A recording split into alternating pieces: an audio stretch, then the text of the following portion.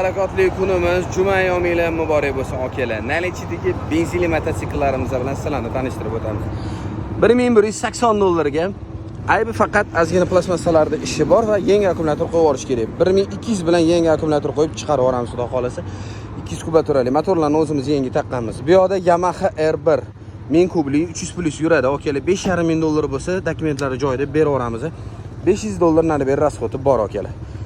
Bunimizni Ducato yangi chiqqan varianti.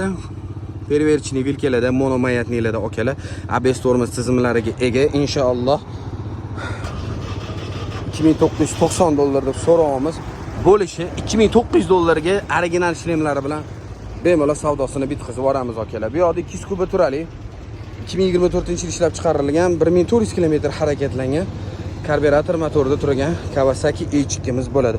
1800 dollarga bo'ladigan narxini beraveramiz, xudo xolasa. 2024, 2006, 2012 modelda qilingan 2022-yil ishlab chiqarilgan, xudo xolasa.